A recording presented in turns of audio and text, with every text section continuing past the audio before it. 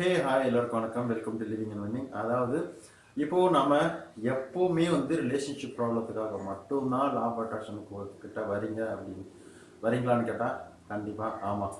ஏங்கிட்ட call attend பண்ணுறவங்க, counselling class attend பண்ணுறவங்க மேக்ஸிமம் எதுக்காக வராங்கன்னா ரிலேஷன்ஷிப் ப்ராப்ளம் தான். ரிலேஷன்ஷிப் பெரிய ஒரு மன ரீதியான பிரச்சனை ஏற்படுத்துகிற மாதிரியான விஷயங்களாக கூட இருக்குது. இதில் ஒரு நபர் உங்களை தேடி வந்துடணும், நம்மக்கிட்ட பேசணும், நம்மளை புரிஞ்சுக்கணும் அப்படின்னு நீங்கள் நினைக்கிறீங்க அப்படின்னா நான் சொல்லக்கூடிய ஒரு சில விஷயத்த ஃபாலோ பண்ணுங்க. அதாவது நான் என்ன பெருசாக சொல்லிட போகிறேன்னா அப்படின்னு நீங்கள் நினைக்க வேணாம். ஆனால் நான் சொல்கிற அந்த சின்ன விஷயம் கூட உங்கள் லைஃப்பில் சரியான மாற்றத்தை ஏற்படுத்தும். எப்போவுமே நம்ம ஒருத்தவங்ககிட்ட பேசும்போதும் சரி, நமக்குள்ள நம்ம யோசிக்கும் போதும் சரி, நமக்கு நடந்த பிரச்சனைகளை, கஷ்டங்களை, அநீதிகளை சொல்லி புரிய வைப்போம், மற்றவங்கள்ட்ட சொல்லுவோம். அது ஒரு விதத்தில் நல்லது தான், பாரம் குறையும் அப்படின்னு. ஆனால் அது எல்லாத்துக்கிட்டையும் சொல்கிறதும் நல்லது கிடையாது. சரி, அது ஒரு பக்கம் இருக்கட்டும். இப்போது நம்ம பல நாளாக சண்டை போட்டு பிரிஞ்சவங்க, இல்லை இப்போ கொஞ்ச நாளாக பேசிகிட்டு இருந்தாங்க, சண்டையே போடலை, ஆனால் பிரிஞ்சுட்டாங்க, நான் வேணான்னு நினைக்கிறாங்க. அப்படி இருக்கும்போது அவங்கள எப்படி நான் திரும்பவும் என்னோடய லைஃப்பில் கொண்டு வர்றது அப்படின்னு நீங்கள் கேட்கலாம். நீங்கள் நீங்கள் பேசுகிறத எப்போவுமே கரெக்டாக பேசுகிறீங்களா அப்படிங்கிறத நீங்கள் கவனிங்க.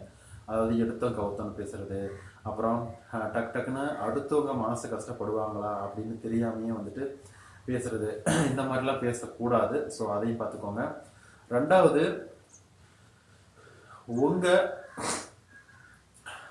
பாயிண்ட் ஆஃப் வியூவில் உங்கள் பக்கம் இருக்கக்கூடிய நியாயத்தை மட்டும் நீங்கள் மற்றவங்ககிட்ட பேசிகிட்டு இருக்கீங்க. ஆனால் அந்த ஆப்போசிட்டில் இருக்கக்கூடிய பர்சன் எந்த மாதிரி ஒரு சூழ்நிலையில் உங்களை விட்டு போனாங்க, என்ன காரணம், நீங்கள் அவங்களுக்கு என்ன மாதிரியான கஷ்டங்களை கொடுத்துருப்பீங்க அப்படின்னு யோசனை பண்ணி பாருங்கள்.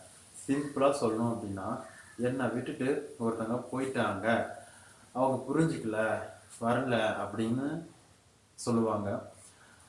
இது நான் சொல்கிறது எப்போவுமே அடுத்தவங்க தான், நம்ம தான் தப்பு பண்ணியிருப்போம், அடுத்தவங்க கரெக்டாக தான் பண்ணியிருப்பாங்க, அவங்கள நீங்கள் புரிஞ்சிக்கல அப்படின்னு நான் சொல்ல வரல. இது 90%க்கு அப்படி கிடையாது. 10% ஒரு சில விஷயத்துக்காக அவங்கள நம்ம கஷ்டப்படுத்திருப்போம், இல்லை அவங்க நம்ம திரும்பி வராத மாதிரியான சூழ்நிலையில் அவங்க மாட்டிகிட்டு இருந்திருக்கலாம். உண்மையாகவே ஒருத்தங்க லவ் பண்ணுறாங்க, உண்மையாகவே லவ் பண்ணி பிரிஞ்சு போயிருக்காங்க அப்படின்னா அவங்கக்கிட்ட அந்த 10% இந்த மாதிரியான விஷயத்த எதிர்பார்க்கலாம். அதாவது அவங்களோட சூழ்நிலையை புரிஞ்சுக்கணும். 90% நான் உண்மையாக பழகலை, அவங்க வேணும்னே சண்டை போட்டு மற்றவங்கக்கிட்ட ஒரு அஃபேர் வச்சுருக்காங்க, இல்லை மற்றவங்கள வேணான்னு சொல்லிட்டு போகிறாங்க அப்படின்னா நான் சொல்கிறது ஒத்து வராது. ஓகேவா? ஸோ இப்போ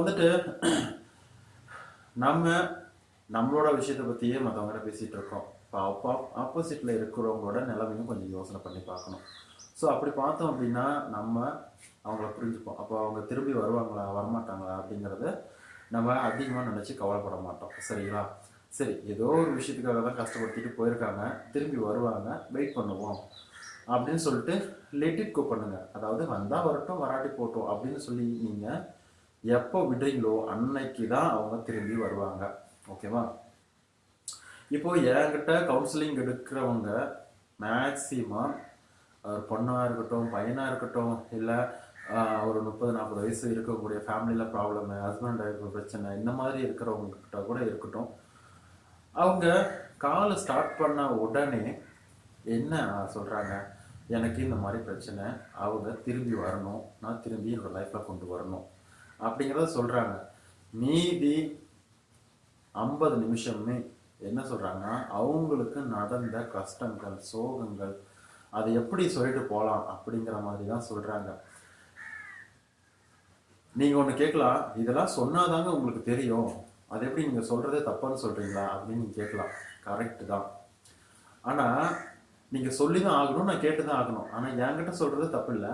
ஆனால் இதையே மற்றவங்கக்கிட்டையோ இல்லை உங்களுக்குள்ள நீங்களே பல முறை அதை யோசனை பண்ணி பண்ணி பண்ணி பண்ணி பார்க்கறதுனால என்ன நடக்குது, அவங்க திரும்பி வரணும் அப்படின்னு நினைக்கிற அந்த எண்ணம் சின்னதாக இருந்து நீங்கள் அவங்க உங்களுக்கு பண்ண கஷ்டங்கள், சோகங்கள் அதிகமாக இருக்குது. அப்போது சாப்பாட்டில் உப்பு வந்து அதிகமாகவும் சாப்பாடு கம்மியாகும். அப்படி இருந்தால் சாப்பிட முடியுமா? ஸோ சாப்பாடு அதிகமாக இருக்கணும், உப்பு தேவையான அளவுக்கு கொஞ்சமாக இருக்கும்.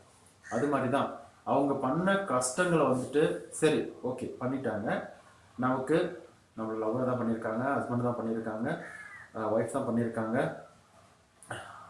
சரி அப்படின்னு சொல்லிட்டு ஓரளவுக்கு மன்னிச்சுட்டு அதை பற்றி அதிகமாக பேசாமல் அவங்க பண்ண நல்ல விஷயங்களை நினச்சி நம்ம பார்க்கலாம். ஓகேவா? அப்படி இருக்கும்போது நம்ம லைஃப்பில் அடுத்த முன்னேற்றம் வர்றதுக்கான வாய்ப்புகள் இருக்குது. இல்லை அடுத்த முன்னேறுவோம் அப்படிங்கிற நம்பிக்கை உங்கள் மனசில் இருக்கும். இதை தாண்டி நீங்கள் எப்போ பார்த்தாலும் ஆப்போசிட் பர்சனை வந்துட்டு நீங்கள் டிகிரேட் பண்ணிக்கிட்டு அவங்க கூட சண்டை போட்டுட்டு நெகட்டிவான எண்ணங்களை அவங்க மேலே போட்டே இருந்தீங்கன்னா கண்டிப்பாக அவங்க திரும்பி வரவே மாட்டாங்க.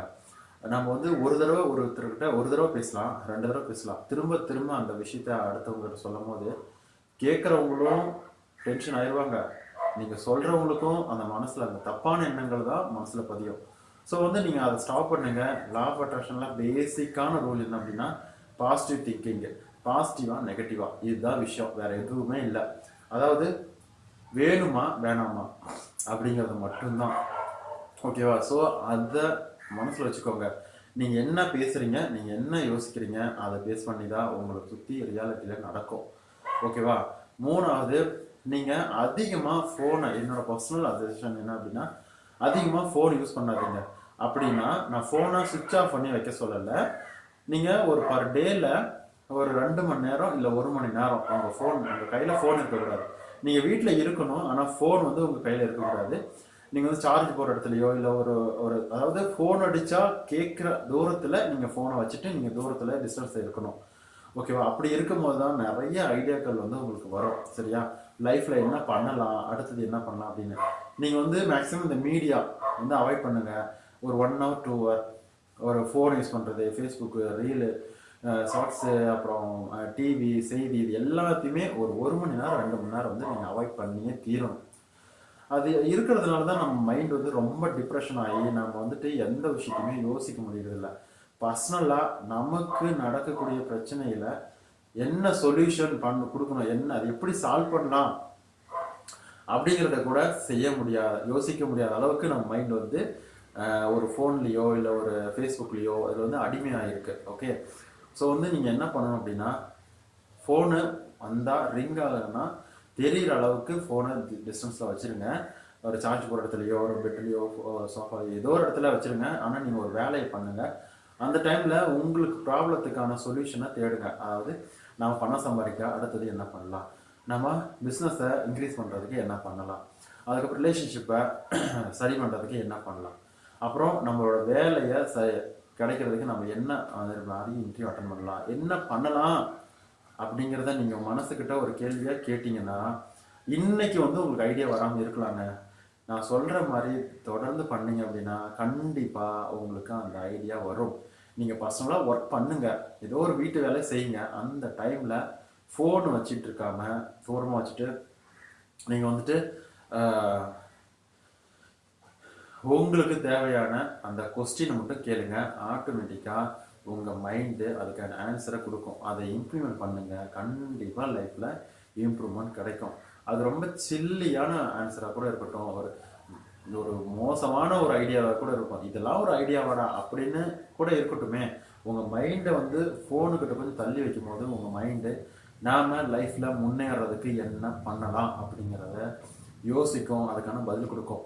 ஃபஸ்ட்டு 2-3 நாள் அவன் பெரிய ஆள் ஆகிட்டான், இவன் பெரிய ஆள் ஆகிட்டான், அவன் அவ்வளோ சம்பாதிக்கிறான், இவன் இவ்வளோ சம்பாதிக்கிறான் அப்படிங்கிற எண்ணங்களும் வரும் தான். அதையும் தாண்டும் போது நாம் என்ன பண்ண போகிறோம் அப்படின்னு நீங்களே யோசிப்பீங்க. அதை நான் சொல்ல வேணாம், நீ என்ன பண்ணணும்னு பாரு, அடுத்தவங்களை பார்க்காத அப்படின்லாம் நான் சொல்லலை.